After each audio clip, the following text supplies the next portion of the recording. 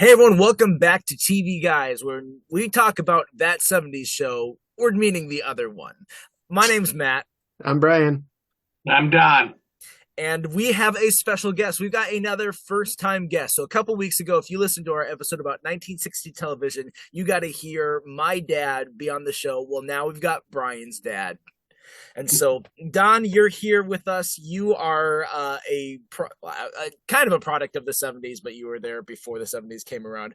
But what before we jump into some shows, what are some TV shows, just so we get a feel for what you like and your TV palette? What are some TV shows that are some of your favorites?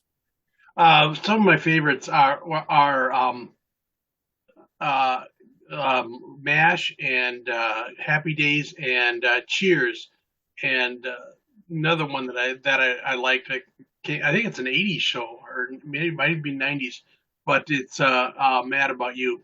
There you go. If you ever watched the episode there, Giblets for Murray with the Yeah. dog, that's hilarious. Yeah. Well, I remember a couple of years ago at Thanksgiving, I was at your house and we like the whole family after we ate just sat and watched that episode. Yes. Because how many turkeys did they go back and buy? At least three, maybe four or five. It's been a while since I've seen it. I Mad About You wasn't ever a show that I got into, but I saw a number of episodes because like it would be on in syndication, we'd see it. And I really like Paul Reiser. I like Helen Hunt too, but I think Paul Reiser is just really underutilized. I think he's Yeah. one of those actors that when he pops up, I'm like, yeah, it's Paul Reiser. It's gonna be good. Like I really liked him, and he had a recent resurgence in Stranger Things. Yep. And he got to be the bad guy in Aliens, so that was fun. Very, very against his type. I don't know like timeline of how established he was in his acting career, but like the Paul Reiser I know now is very different from the Paul Reiser villain of Aliens, and I'm like that doesn't track with the sort of roles that he Yeah. takes typically. Yeah. He ended up being a Seinfeld type person and basically writing the show about his life. Nice. Hmm. And that a lot of people have followed that formula there over the years, but Seinfeld did it the best probably. Yeah. Seinfeld, Mad About You, Ellen, And even now the Goldbergs. Ray Romano. Yeah. Yeah. Yeah. So let's jump into, we are talking about TV shows right out of the 1970s. So we've got a good amount of them. We got a number of them too that started in the 60s and just worked their way through the 70s. And maybe we even mentioned last week. But we'll just start off on one of the best shows because Don, you mentioned it, and this is just a top tier 1970s show, and that's MASH. And Yes. so, Matt, why don't you give us your thoughts about MASH, and I'll talk about it after that. Well, it was set in a war setting, Korean War, and I liked it because it was both funny, and they got more and more socially conscious as they went along. Um, you Yeah, know, especially with the Vietnamese War as the backdrop for the current time that yeah, it was on the air.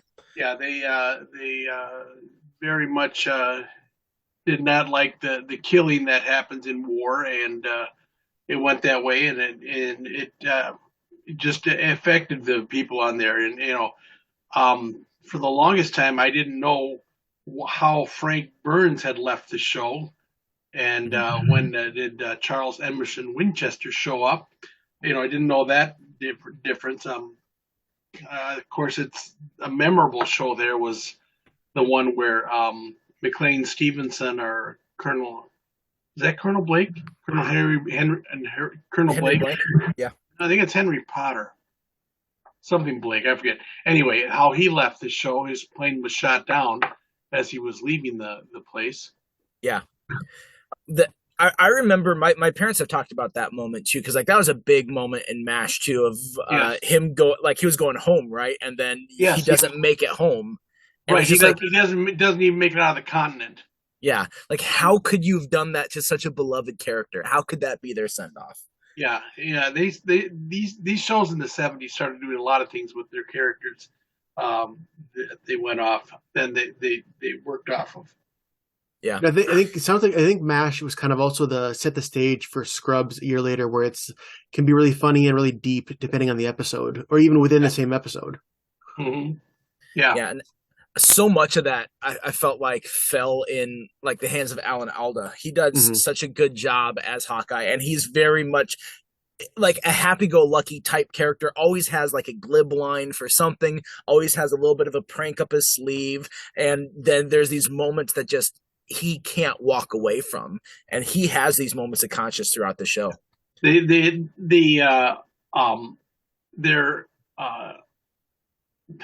what's with authority? I can't. They're poking fun at authority is something that a lot of people in the 70s really related to. And Oh yeah. it was on in syndication for a while after that, too. But that's something that a lot of people uh, uh, glommed onto. Yeah. And MASH is a show that's really stood the test of time. There are even people our age who weren't even alive during MASH who are super big MASH fans. Like our friend who's been on the podcast, Mike. I know he is a huge MASH guy. Yeah. And MASH is one of those shows too that it exceeded the expectations of the thing that inspired it, because it was based on there's a movie that was based off the book from the 1960s, but the movie MASH with Donald Sutherland and Elliot Gould, that was the third highest grossing movie of 1970. And so with the success of MASH, and it even won an Oscar for the best adapted screenplay, and it was nominated for best picture and nominated for a couple other things. And so with the success of that movie, they launched this TV show, and the TV show, I think people are so much more familiar with the show than they are even with the movie.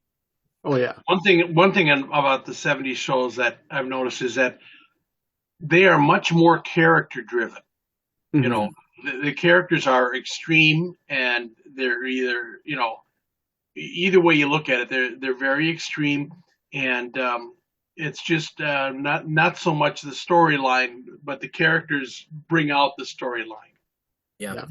And when we talk about MASH, it's impossible for me to talk about MASH without even bringing up the finale, because this show had one of the strongest season or series finales of all time, and the most watched, I think, even still to this day, where is like 80 some million households watched that. And I thought it was 100 some, but anyway, it was a lot. You're right. It was a lot. It was like it broke all these records for like, especially the percentage of households that had MASH on at the time. And there's even stories that came out of New York City for their sanitation department that within 3 minutes of the episode ending, 77% of all toilets in New York City flushed, because all these people held their bladders for 2.5 hours of this finale and waited to the end and went, and it caused this huge sanitation problem all at once. And I heard that I don't know if it was a 70s thing, but the Tonight Show with Johnny Carson, they built into the sewer systems and that at a flush time shortly after Johnny finished his monologue. Yeah. So Brian, I think that's an episode we need to do a conversation about sometime, is that MASH finale, because it's so iconic. Yeah, I'd be down for that. You know, we're talking about the 70s. I think one of my personal favorites that I caught for a while when I was a teenager on Nick at Night was Three's Company. Mm-hmm. Mm-hmm. And it's funny because that was a little bit edgy at the time, but you watch it back now and it's like stuff that's on TV now is way edgier. And I think that show just hinged on the two different things. There's John Ritter's physical comedy. He always knew how to fall and make it funny. And then also just all the misunderstandings. It's like there's always someone hears something going on in another room. They think it's something inappropriate going on, and they bust in. It's like, oh no, I'm just baking a cake or something. And it's that kind of misunderstanding and that is that kind of humor over and over and over again, basically. Yeah, and frankly, don't underestimate Susan. What's her last name? Summers. Suzanne Summers. Yes. Yeah, she was a huge part of that, the popularity of that show.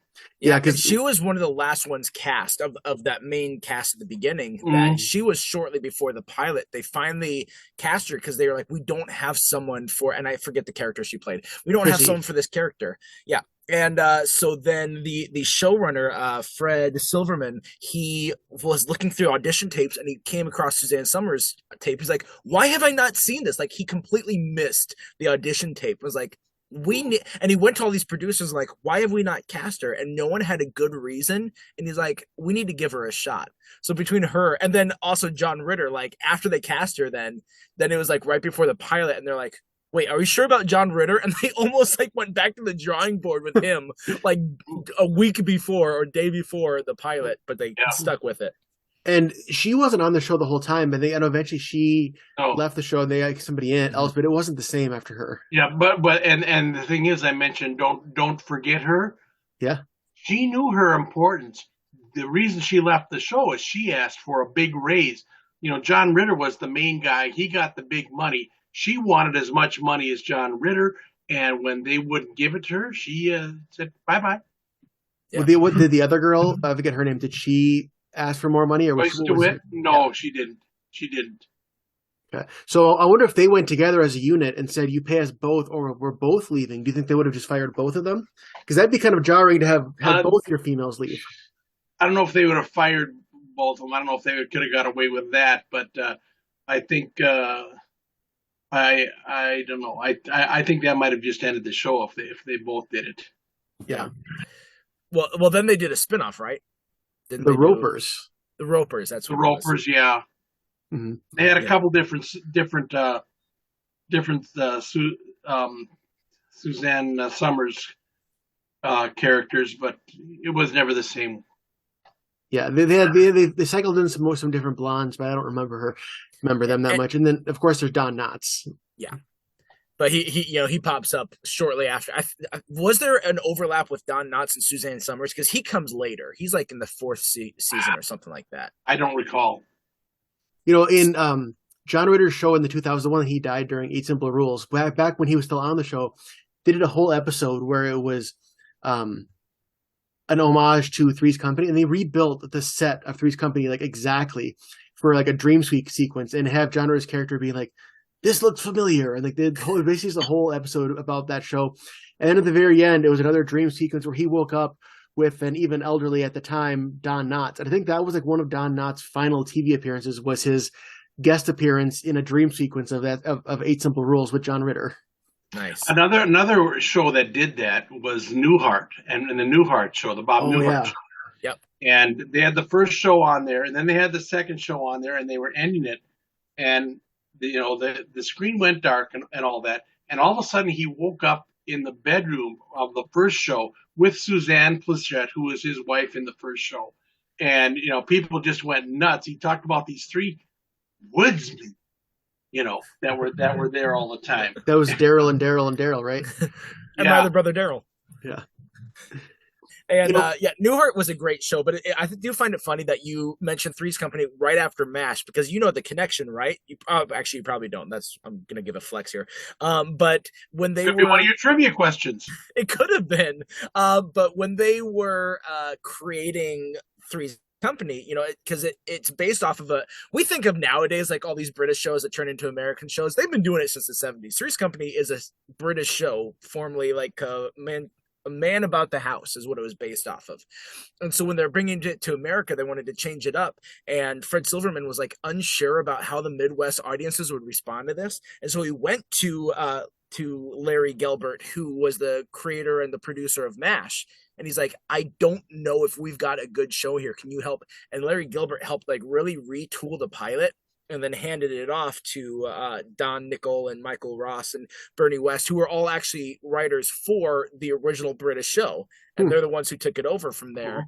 And then they changed it more to like the farce side of it, of what you guys are talking about, of all the misunderstandings. And like, I think it'll play more for this, and that's probably a good decision. And so Larry Gelbart helped retool that and gave it some new life that made it happen. Okay, I was just thinking another show that of the 70s that was really important to me was Happy Days. Yeah. Now, I went to college at Augsburg College, and maybe between fall of 74 to spring of 78. And they had like, for lack of a better term, was the break room. They called it the chin wag. Everybody would bring their lunches there, get their lunches, bring it into this room, and we'd sit around and watch TV. The show that was always on was Happy Days.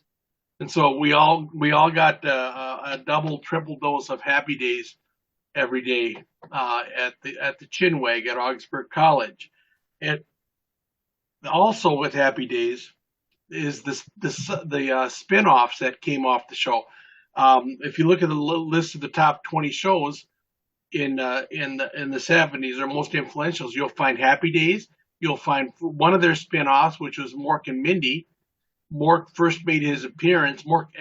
Robin Williams as Mork made his first appearance on Happy Days when he had a heavy attacker with Fonzie at Mel's Diner, or what is it? The other guys, the Japanese guys. Anyway, he had that there, and then of course there was the spin-off there of Laverne and Shirley, and that was also a top show in the 70s, showing independent females.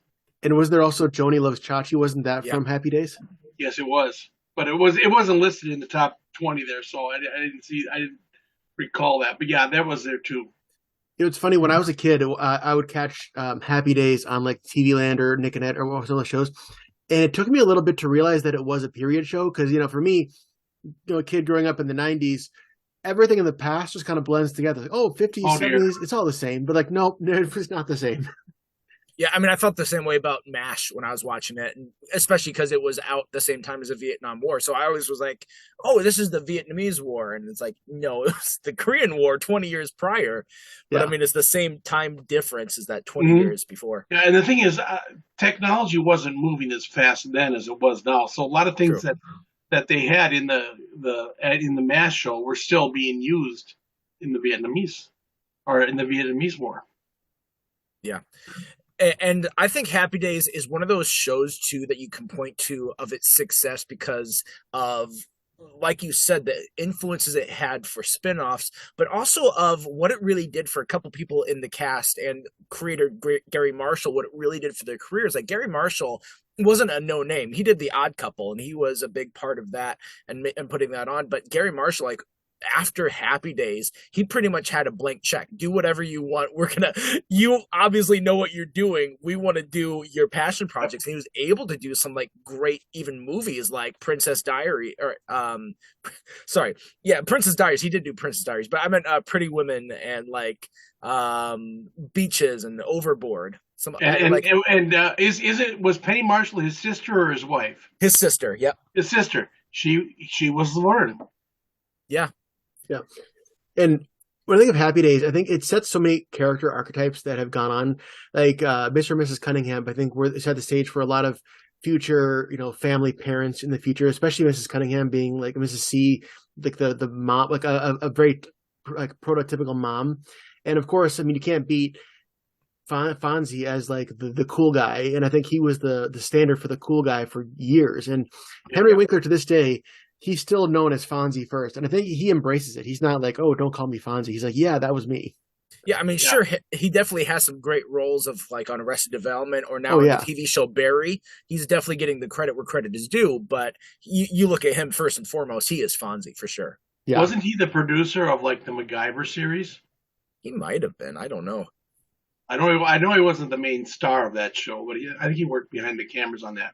Also, people realize. And speaking of behind the cameras, of course, Ron Howard. Oh yeah, yes. Started out as Opie in the Andy Griffith Show. Then he was Richard Cunningham there, and he's become a top-notch, director for movies.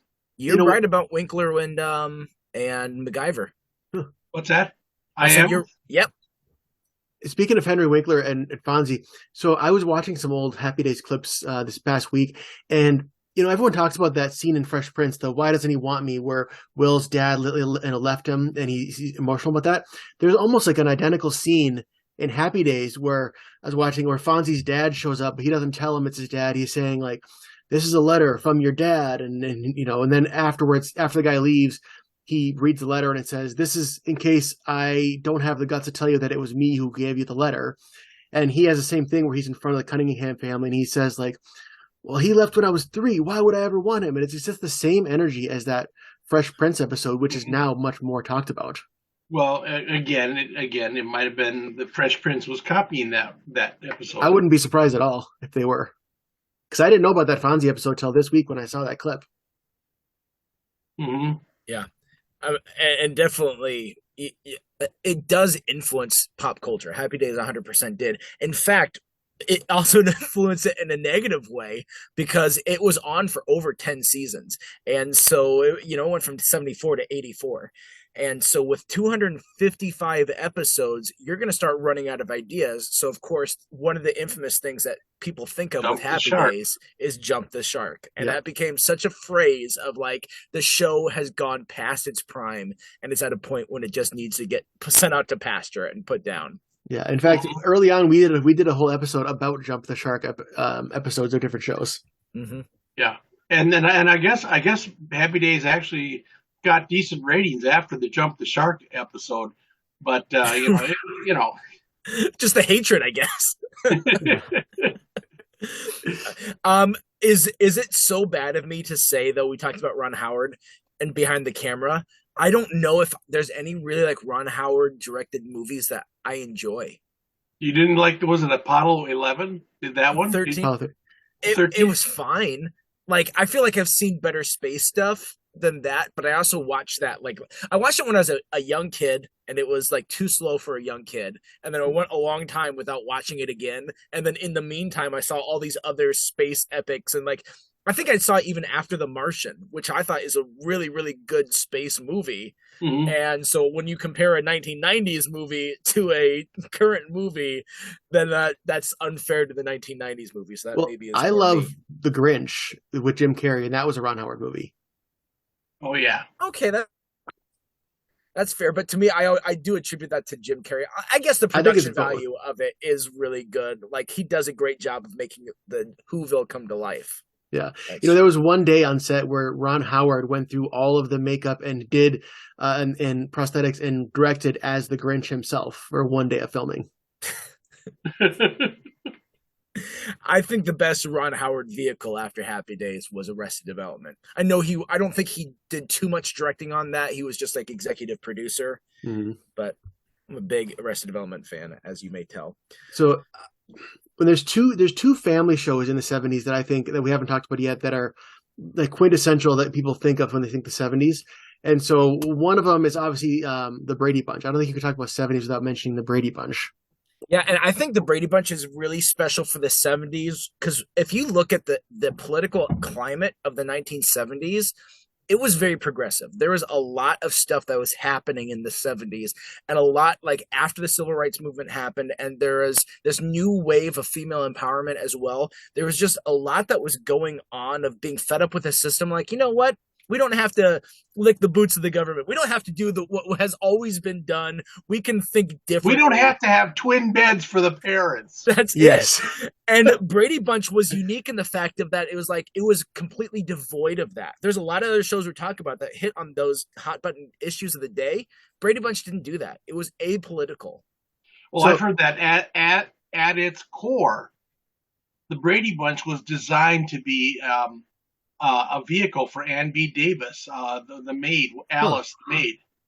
Really? Yeah. Because it was always, in the credits, there was always Ann B. Davis as Alice, and she would pop up in the middle square. So they did feature her a little bit. Mm-hmm. So one thing I didn't realize about Brady Bunch, and Don, maybe you can speak more to this, is that when it was on before syndication, that it really kind of got panned. It didn't have these big numbers. No. It wasn't well reviewed. No, it wasn't. It was like too perfect. I mean, Marsha, she was thought of as too perfect, and the other kids were, there was not really a mischief maker, a troublemaker among the kids. Yeah. So that was probably why it got it by doing that, it kind of lacked a villain, lacked a reason to get to cheer against somebody. And maybe it was then 5 years too late of a show to really be big, but somehow it got massive in syndication. It really picked up Yeah. its Yes. weight of cultural influence through the syndication starting in September of And, 1975. don't discount the theme song on that one. Oh Oh yeah, for no. sure. You know, because there was a couple at our church. The husband died, and then the wife ended up remarrying. She had 4 kids. He had 4 kids, and they played the Brady Bunch theme as they were coming down the aisle, married at their wedding. So and also, what a question I have about this, and I haven't seen every episode, so Dad, maybe you know this. It's about a blended family. Did they ever address what happened to the original father and mother of the kid of them? I don't know. I seem to remember one of them died, and one of them was divorced. Okay. Because in like I the don't similar, remember which. I don't remember if that is actually true nor who was which. yeah, because I remember I watched through the step by step, which was like in the '90s, kind of the similar thing was a blended family, and there was one time in the whole series where they mention the dad's ex-wife, and they never ever mention the wife's ex-husband once in the whole series. They never even not even in passing, which is like Thing is, you I think don't of know. with a blended family one that one of the parents, the ex-parents, would show up for a kids event or to pick up the kids or to leave presents for the kid or birthday party, something like. They would show up for something. So it makes you wonder, what happened that you never heard from these parents previously or Yeah, in shows. I think they lampshade it a little bit in the movie that isn't canon. The movie, of course, is a satire of the Brady Bunch, but that there's something I don't remember them too much, but I remember at the end, like the last frame of the movie is like the his former wife, like Mike Brady, his former wife shows up or something like that. Hmm. They do that in the I don't movie. know. They they, Uh, they probably would have had to do that with Mike Brady because, of course, the character that played him or the actor that played him was gay. oh, Oh, really? I didn't know that. Yes, I didn't either. they kept it under wraps very very well there. As was Gomer Pyle, by the way. Don't work fine. Well, When I think plenty of of them. Brady, when you think of Brady Bunch, what's one of the episodes that pops to mind? Because I feel like it can be one of two that are like a really popular episode. I think the one where Marsha got the football in the Yep, face, that's broke what her I'm thinking. nose, That's and what I thought. I don't know exactly. So that's the subject was No, noses, no, season and 4, I've heard that episode in 18. filming that uh, Maureen I forget McCormick. their names. Marsha Brady and Greg Brady ended up with a huge crush on each other, and they almost couldn't do scenes together without everybody knowing that. I didn't catch that at all. It went over my head at the time, but apparently that was a problem near the end. The other episode that I think of is from season 3, episode 12, Getting Davy Jones. Because Davy Jones, this big heartthrob back then, Oh yeah, and the big special guest where Keith they actually Partridge. bring him on. What'd you say? Keith Partridge. Oh yeah. And so I remember that episode because like I watched one of these episodes where it had like those little bubbles that pop up like the information about the episode. And one of the bubbles was keeping track of how many times they said the name Davy Jones in that episode. And I think it hit like 30 something. And Yeah. that's one per minute at least. He was one of the Yeah, monkeys, right? well, yeah, I remember Yes. factoring the commercials. Yeah, I mean, I don't know if they did things like that, but that sounds like a drinking game. Take a shot whenever they mention his name. And And then fun fact is that Getting Davy Jones episode actually had had actress Tina Andrews as one of Marsha's classmates, the first black person on Breaking Bad. Breaking Bad. I wrote BB here, and that's immediately where my brain goes on Brady Bunch.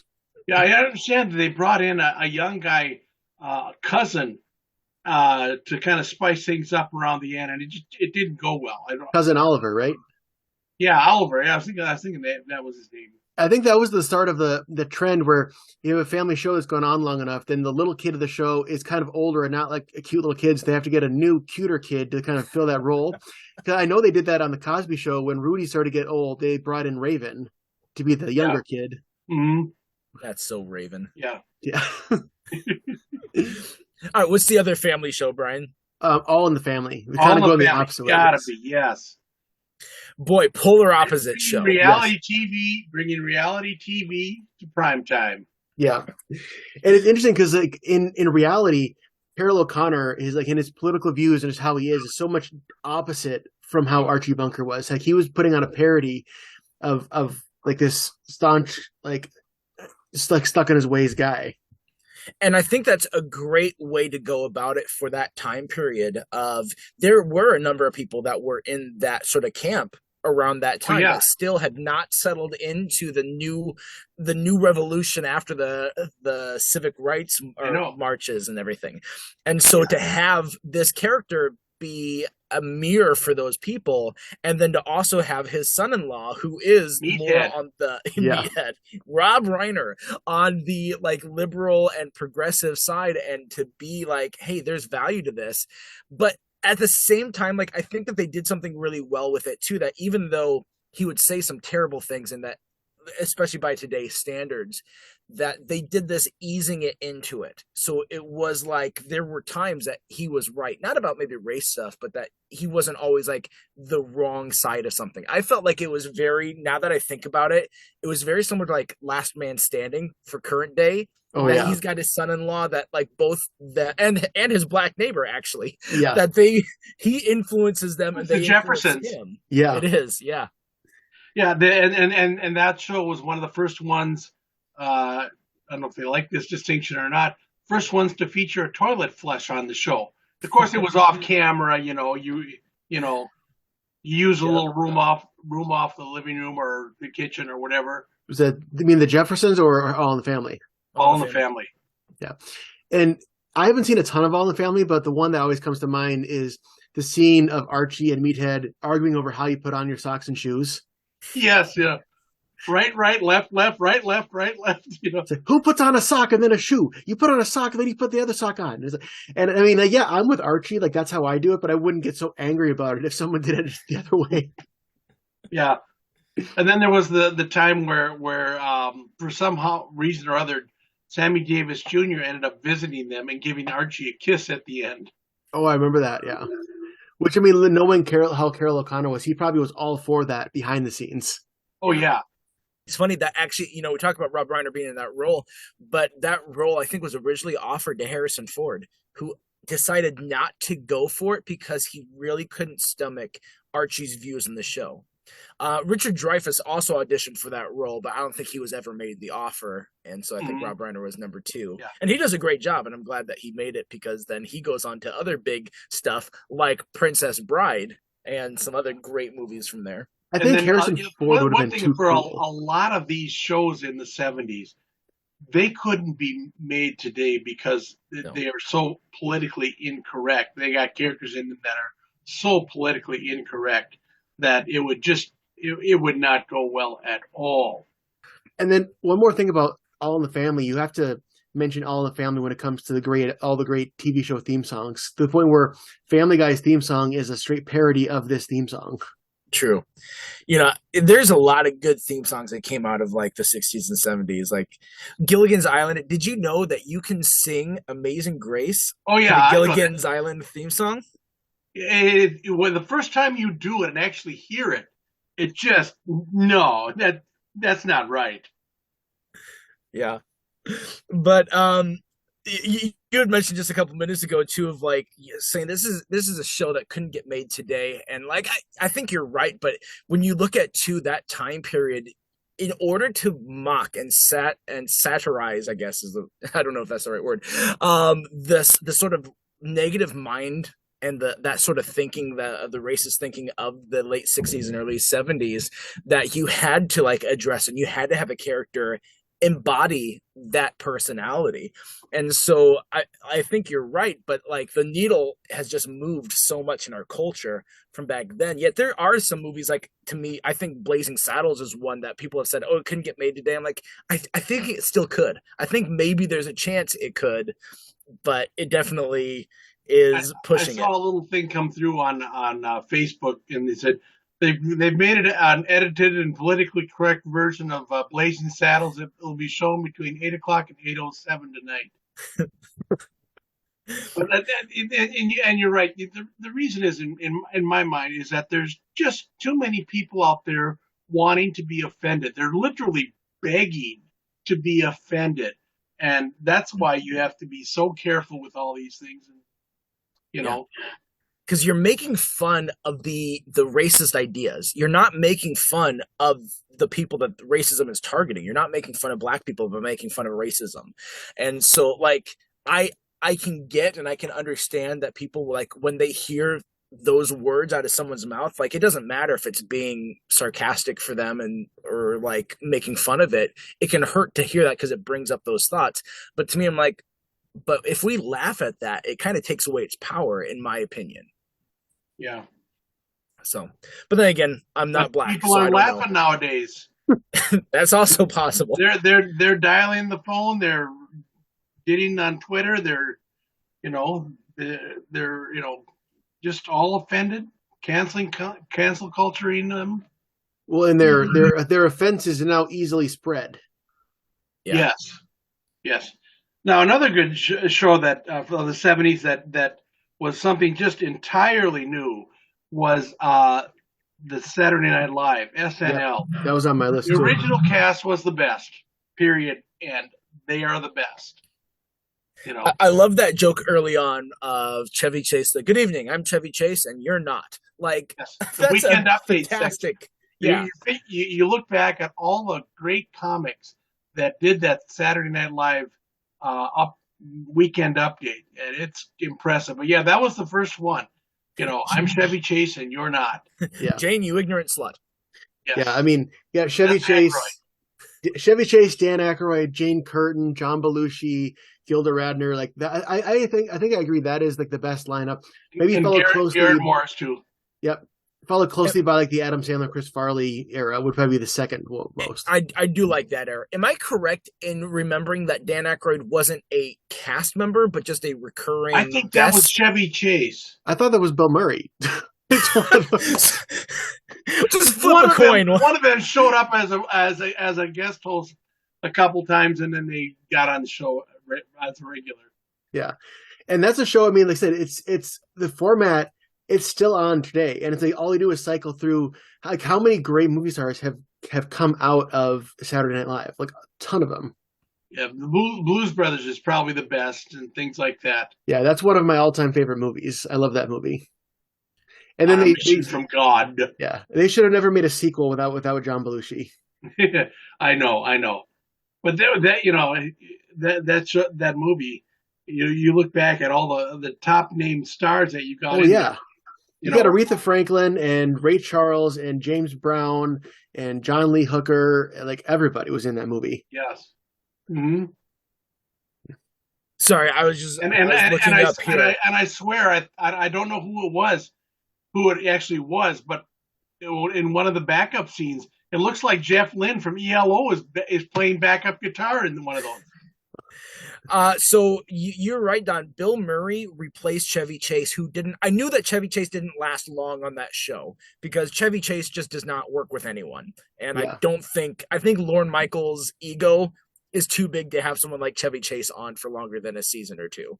Yeah. Mm-hmm. Plus, Chevy Chase was close with one of the main founders of National Lampoons, and it's really like SNL stole all of these National Lampoons actors and took them to SNL and kind of left him in the dust and caused him to have depression. And then he actually went through this. This is a really sad story, though, how this is turning out, is that he went through this bender on drugs with Chevy Chase, and he killed himself. And Chevy Chase was one of the last people who saw him alive. Who's that? The one of the founders of National Lampoons. Oh, no, okay. And as a transition, I've heard it. As a transition from SNL, what was a feature on SNL only in the first season and just was not a good mix was Jim Henson and the Muppets, but it wasn't Kermit and them. It was the Land of Gorch. There's these weird adult, weird, creepy gargoyle type creatures, and it was just not a good fit. And the cast hated it. They called them the Mucking Fuppets. Jeez. I guess John Belushi was like the most outspoken hating them. And like, but then right after that, that was 1975. 1976, Jim Henson found his own success with the Muppet Show that actually was a success. But yeah, they tried their hand at SNL and it wasn't for them. Mm-hmm. Yeah, yeah. I think some of the best skits on there, the Bassomatics, and then they got the Coneheads on there, and then they got Emily Latella, never mind, and Rosanna Dana. It's always something. That was Gilda Radner, right? I believe Rosanna Dana. Yes, I believe it was Gilda Radner, and she might have been Emily Latella too. My mom would constantly bring up the land sharks. Yes, she would talk about that as her favorite skit on there. I don't know if you guys remember, like it was already almost 8 years ago. In 2015, they did a big 40th year anniversary show. They brought back like all these cast members. Like they had Dan Aykroyd doing the Bassomatic, and for some of the cast members that passed away, like they had actually had Melissa McCarthy doing the Chris Farley motivational speaker. They had, I think it was Emma Stone being Rosanna Dana in place of Gilda Radner. I think they had Jim Belushi replacing John Belushi for Blues Brothers. So they found a way to incorporate what was the diner skit? Cheeseburger. Not to be confused with when John Goodman replaced John Belushi as a Blues Brother. That's true. The music in this. He was a police officer in the first one, if I recall. Was he? I think so. Huh. No, that was John. No, that was John Candy. Oh, okay. Oh, yeah. Yep. Yeah. One of the big guys there, yeah. Yeah. John Candy, what an actor. Yeah. Well, then, so I mentioned earlier, obviously we all know in the show that I talk about the Muppets a lot, but we're talking about the 70s, and that was the height of the Muppets fame. And I mean, you can't discount the Muppet Show, which was again its own cultural juggernaut. And if Jim Henson hadn't decided to end it in 81, that it's a possibility that could have gone on for decades and maybe even could still be on today. Yeah. Well, except for the fact that Jim Henson has died. Also, Jim Henson's son John also died too, so that would have still been a correct statement. Okay. Yeah, I think you're absolutely right. Of like when you talk about the 70s, the Muppets, that's their heyday. Sure, they had a bit of a resurgence in the 90s as they're like in memory of Jim Henson and also Richard Hunt when he died. In memory of them, we're going to push forward. We're going to do some new things. And they had Christmas Carol, and they had Treasure Island, and they had didn't they have a show in the 90s too? Muppets Tonight, yeah. Yeah, so they really were like pushing to revisit that and relaunch them. And it worked a little bit, but I think like Muppets in Space probably killed it. Yeah, that's a whole other conversation. But with the Muppet Show, at first it wasn't as like the huge juggernaut it was, and at the beginning it was kind of a struggle to get guest stars. They always wanted to make sure their guests were taken care of. Like whatever you want to do, you want to do a scene with this character, you want to be with Gonzo, Miss Piggy, that's fine. And then over like the next couple of years, it just grew and grew to where by the time the show ended, it was like they had all the A-name celebrities were like, we want to be on the show. We want to be on the show. And it was like a mark of your success if you got to be a guest on the Muppet Show. Mm-hmm. And that only took 5 years to get from point A to point B there. I mean, less than that probably. Yeah. I remember a replay of one of the skits there. Elton John doing Crocodile Rock, with crocodiles like swimming around under his feet. Yep, with the Electric Man. John, I mean, with just Elton John's style makes it perfect for him to be on the Muppet Show. He was out there, he was like a human Muppet. Yeah. Or another great one is Alice Cooper was another great episode. And at one point he's singing this like love duet with this creepy beaked monster thing. And then at the very end of the song, you realize that the monster thing is Miss Piggy, and that she's been turned into this monster by an evil spell or something, and she didn't realize what she looked like until the very end, and then she freaks out. Oh my gosh, turn me back! Blah, blah, blah. It was funny. The absurdity of the Muppets works across a variety of genres, and I think that's what's so lasting about the Muppets is that you can put them in all these different situations, and they can make things better, and they're not a direct competition really for a lot of other things. It's its own unique thing that is both it comments on the original source material while also doing something completely brand new and different with it. and it's quite frequently a fresh, unique take. Yeah. Yeah. A show kind of like the Muppets, but with humans, was the Carol Burnett show Yeah. Yep. with Tim Conway and Lyle Waggoner and Harvey Korman and Man. Vicki Lawrence on there. Hmm. They were nuts. The time when she came down the stairway with the drape with the shoulder, with the curtain rod through her shoulders as the shoulder pads. I just saw it in the window. I had to throw it on. Yeah. And I love how much, like, we commented on this before because we talked about some of our favorite sketches from TV. Yeah. And I brought up the dentist sketch, and that's such a top tier sketch. And what's so good about the Carol Burnett show is just these phenomenal actors. And what's funny to watch Tim do is how he's constantly trying to get Harvey to break. That's like, it feels like that's his entire reason for being on that show is if I can get Harvey to break, it's a successful show for me. Yeah. It was, and the one time they had on Carol Burnett, she was singing a song or something. There was a horse in the background, and the horse starts peeing in the middle of her song. And they have to go over there with a bucket to try and catch it all in the background behind her song. It's kind of a Carol Burnett reunion, though. In the early 2000s, there was that show Yes Dear about the family, and one of the characters' parents, like the grandparents who would come to visit every now and then, it was Vicki Lawrence and Tim Conway.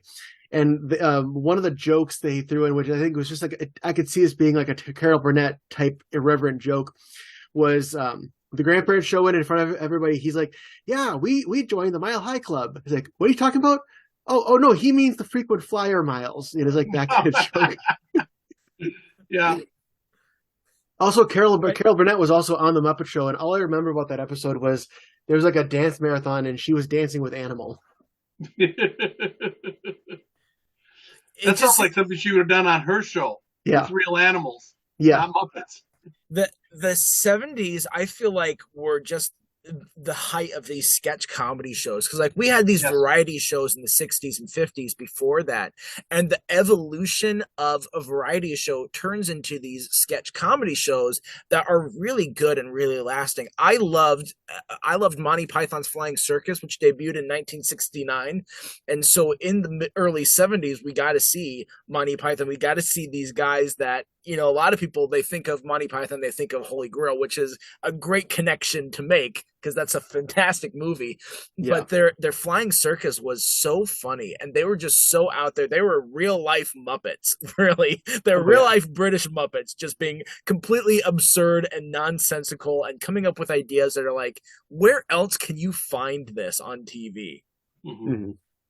And then while we're talking about Muppet adjacent, also we talked about it briefly last time, but I mean, Sesame Street started November of '69, so I mean, it's I was just going to bring that up. Yeah, but it's really 70s, and like those early Sesame Street, I mean, it's definitely a different feel than what it is today. Like, it really felt more like you're stepping into like an urban neighborhood that just happens to have a Grouch and a giant bird and Ernie and Bert living on it. Mm-hmm. Mm-hmm. Yes, you got diversity whether you wanted it or not. Exactly, and that was controversial at the time. Yes. Yeah, and we brought this up when we talked about the 60s, so we didn't talk too much about it, but between Mr. Rogers' Neighborhood and Sesame Street, we got some peak children's entertainment out of this era. And I guess Muppets would also include that, even though Muppets is a family show more than it is just for a kid's show. Thank you for that distinction, yes. You're welcome. And so, but Rogers' Neighborhood and Sesame Street were also helping kids walk through these heavy concepts of the 70s. The same things that adults were looking at with the 70s and like questioning, that they were also saying, well, we got to also make sure to take care of our kids. And they're going to have the same questions as these adults have. And so Mr. Rogers' Neighborhood did a really good job of not talking down to the kids and to address these heavier concepts. And Sesame Street did a really good job of contextualizing these concepts for the kids in a way that was complementary with Mr. Rogers' Neighborhood. Yeah, you know, though, Sesame Street was like everywhere. It was predominant in the 70s. And it was like a school class. Yep. And, you know, now you hardly ever hear about it. You hardly ever see it. Yeah, it's on, but, you know, no one cares about it for the most part. But you wonder with the followings test scores, even before the pandemic, with the following test scores, they don't have that extra class of Sesame Street. Mm-hmm. I mean, it's on, but it's not nearly the same as it used to be. And early on, Sesame Street, it was contextualizing being just the street scenes were just going to be humans, and then they would cut away to the puppet scenes. And they were finding that test audiences were kind of tuning out when it was on the street, and that's when they brought in Carol Spinney, because his two main characters were designed to be able to interact with the adults. Because you got Big Bird, who's a full body character, can walk around with them, and then you got Oscar the Grouch, whose trash can is fixed right there on the street, which is why he wasn't listed as a Muppet performer. He was listed with the cast along with Mr. Hooper and Bob and all them. Mm-hmm. You learned something new over there. You go. That's what I learned today. Yeah, is that piece of trivia there. Yeah, so those are great shows. Also kids programming, not educational, but the 70s had some really good kids programming too. We mentioned it briefly in the last one because in 1969 we saw Scooby-Doo, and that was the premiere of that show. But 1970s, of course, is really when it's in its heyday. And so we got a lot of great, and I love Scooby-Doo. And Scooby-Doo is one of those shows too that it's like you still see new content today, even though apparently the Velma series sucked, and I believe it.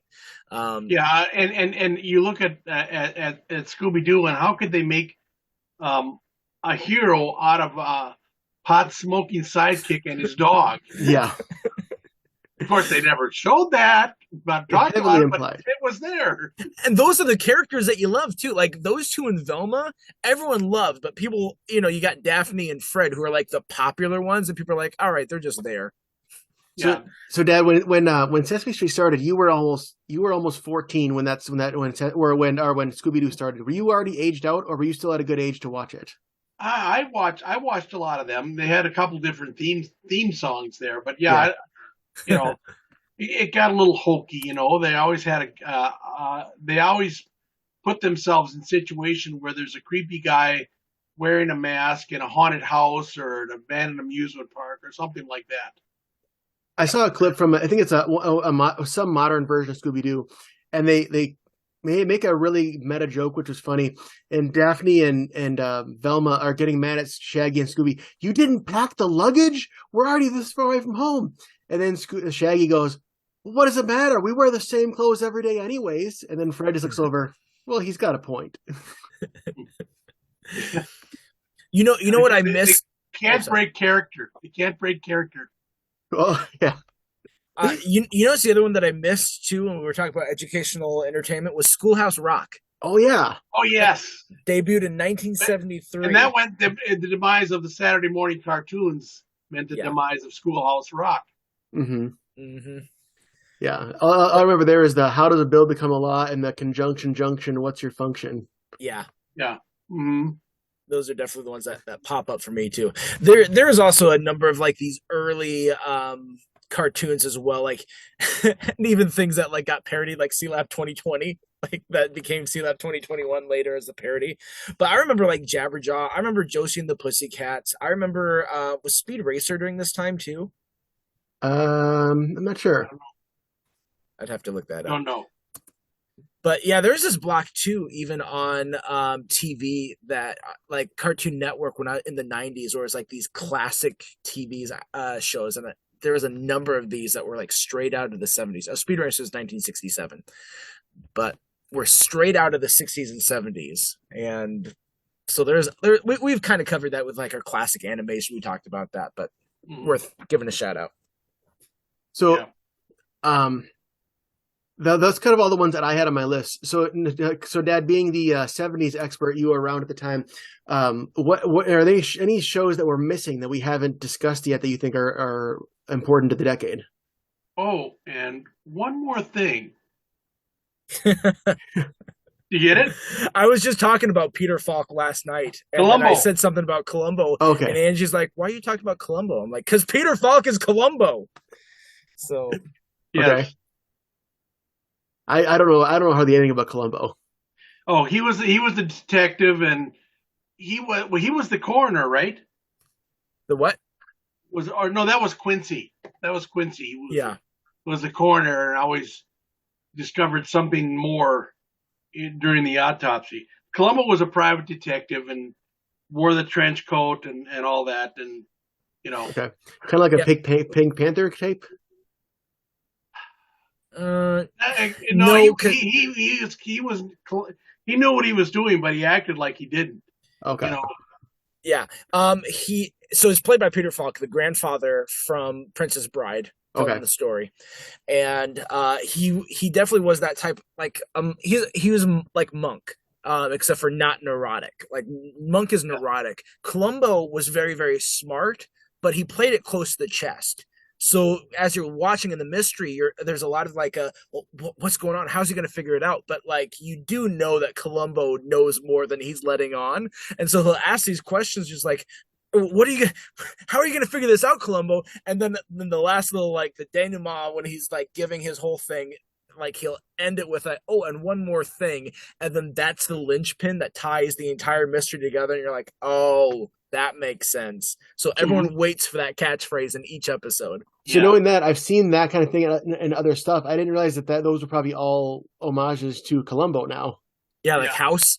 Yeah. Mhm. Another show that was good was Taxi, and Oh that yeah. was completely character driven. You had Danny DeVito as Louis De Palma, the dispatcher. You had Tony Danza in there. You had Was it Christopher Lloyd? Christopher Christopher Lloyd. Lloyd, Doc Brown from the, you know, this is where he started the character really. Yeah. And Lorraine Nardo, what was her name? Um, was that what's the guy's name? That Rhea was her Perlman. character. What? Rhea Perlman, was she on that? She was in Cheers. No, she was married to Danny DeVito. She was on Cheers. Um, There's a guy I'm blanking. Marilu Henner. Judd Hirsch and Mary Lou Hair. Yes. yeah, Judd Hirsch was in it. Andy Kaufman and Carol Kane. Yes, they were married in that show. Yeah, like you talk about sheer talent, and like you can't not bring up Taxi because it's just loaded with Well, we just great named a ton actors. of big names right there. Exactly. Yeah, and the thing is, I don't know how much of it was, but you got to have a feeling that about half of that show was completely ad lib. Oh, I'm sure a lot of it. They especially when you got Andy Kaufman in there, who he does what he wants, no matter what he's on. He's going to do it his own way. Mm-hmm. Yes. Rhea Perlman actually was on five. I just looked it up. Though Rhea Perlman was on 5 episodes of Taxi. Oh well, that's barely a recurring character. Well, I mean, it helps that she's married to one of the actors in it. So Yeah, and I don't believe Danny DeVito was ever on Cheers, but I believe he was on set a lot, just visiting. Oh yeah. You think if he was on set, they would have written in a character real quick for him. I'm sure they could have, but I don't. I've seen all of Cheers. I don't remember ever seeing him. Yeah. yeah, it like to me the most fascinating thing about Taxi is actually Andy Kaufman and his whole tie-in with it because of just all the behind the scenes stuff of him. Like they had to change his character to give him dissociative identity disorder, like in the 3rd season or something like that, because Andy Kaufman wanted to do these ridiculous things. Like, all right, we'll give you multiple personalities so that you can be the lounge singer guy and you can do your different personalities on the show. We'll go ahead and make that work for you. Yeah. Andy Kaufman did a very good Elvis impersonation. Yeah. Thank you very much, and then he goes into Elvis, and it's Elvis. Oh, what a strange person. Yeah. Mm-hmm. All right. Then the other show that I wanted to bring up that it was only 1 season long, but I absolutely love it because I love John Cleese. Was a show called Faulty Towers. It was after Monty Python Flying Circus was done. It's a British show. He is John Cleese. He's a pompous, stuck-up owner of a hotel, little bed and breakfast type hotel, and there's only like 6 or 7 episodes of it, but it was like every episode was him getting his comeuppance by treating everyone like trash and it just coming back and backfiring on him. But of course, to the customers, he was like the suck up, brown nosy, whatever. And so each episode was just him trying to hold everything together at this bed and breakfast. And a lot of times the problems were because of things that he did. But the best episode, the episode that I always will suggest to people, is the one with, I think it's called The Germans. But there's an episode where some Germans are coming to stay at his place, and he keeps being like, "Don't mention the war." And so that's his whole thing through it. But then he gets a concussion and he's completely off and everything. And so then he's trying to give them great customer service, but he also is concussed. So he's out there taking their order at their restaurant, and then he says something about World War II, and then when he comes back out to the other cast member, the other people at the hotel, he's like, "I think I may have said something about the war, but I maybe got away with it." And so the whole episode is hilarious of him just being stupid and concussed. It's a great show. I enjoyed it a lot, but that episode is one of my favorite from there. Mm-hmm. Mm-hmm. For sure. I haven't seen much of Faulty Towers. I've heard about it, and all I know is John Cleese, and I'm usually on board for anything John Cleese is in. Yeah, it's only 6 episodes, and they're 30 minutes, so I mean it's an easy watch if you can find where it's streaming. Is it streaming anywhere? Who knows? I can look it up while we're going. Okay. So that's all I got. Yeah, that's about all I got too. We've covered a lot. I think we've covered all the big hitters. I mean, of course, there's always going to be some stuff that we're missing. So, I mean, listeners, if you're screaming at your podcast right now and you're thinking you didn't talk about this show, well, email us and let us know. It's 10 years worth of shows, so I know there's gonna be some that we missed. So yeah, and then and we talked about all the characters on the show. There's got to be some duplication. A show that's similar to one that we mentioned that we just didn't mention. Oh yeah, sorry. Flip Wilson show. I love Carol Burnett, but I also love Flip Wilson. There is a lot of Sanford and Son. There you go. Yeah, and we brought up the Jeffersons, but we didn't actually talk about the show itself. So yeah. All right, well, that is it for this. We're going to jump into trivia here. So last week we talked about The Office. We talked about the episode Dinner Party. So if you haven't listened to that episode, that was a really good episode. Make sure you go listen to it, especially if you liked that show. And if you're like, hey, it's been a while since I've seen Dinner Party, go watch that episode and then listen to our episode where we talk about that episode. And it'll be like an episode inception. It'll be fun. If you really want to be cool, bring your laptop into an Applebee's and watch it there. That's what cool kids do, and what we did too, because we're awesome. Applebee's or one of the coffee shops. Well, last week Matt and I actually went before we recorded. We went to Applebee's, and I thought we were going to eat at Applebee's, then go back and watch the episode afterwards. But Matt brought his laptop into the restaurant and was like, "We're going to watch it now." That's what cool kids do. Yes. I guess so. All right. So we mentioned in the trivia last week that BJ Novak, who is one of the writers, and more importantly, Ryan Howard on the show, he was at a party and was introduced to a politician. And he asked the politician, "What's your favorite scene on The Office?" And this politician said, "Oh, in Dinner Party, when they're doing the tour through the house and they go into the bedroom, that's my favorite scene." And so he asked, who was that politician that's their favorite scene from The Office? And it is Senator John McCain.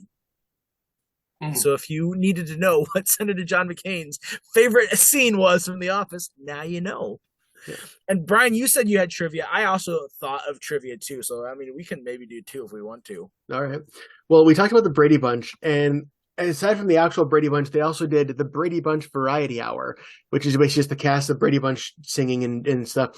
And all but one of the cast members of the Brady Bunch continued on into the Brady Bunch Variety Hour. One character had to be recast because that actor or actress did not want to come back for it. So what character was replaced for the Brady Bunch Variety Hour? Tiger the dog. Yep. No, I think it was Mike Brady. No, it wasn't. I'll give you a clue. It wasn't Mike Brady, but actually, so we don't give the answers here. We give the answers in the next one. Oh, we're gonna give them. We're giving them now. We'll tell you after we're done with the recording. But yeah, so there's your hint. It's not Mike Brady. All right, I think Don knows the answer to my trivia question. I think he'll know the answer. So we talked about Gary Marshall with Happy Days, and his sister Penny Marshall. She was the first female director to direct a movie that made over $100 million in the Blockbuster. And so, what was the name of that movie that she directed to be the first female directed blockbuster? I don't know that one. I don't know that one. Ooh, look at that. It's a good one. All right. Well, that is it. So very glad that we had Brian. Glad to have your dad here. Don, it was good to have you here. Thanks for joining us. And if for everyone out there who's like, hey, it was really cool to hear from Brian's dad, or it was really cool to hear from Matt's dad, let us know and we can maybe bring him back for something else. And until next time, I'm Matt. I'm Brian. And I'm Don. And we're reminding you to stay tuned and keep watching.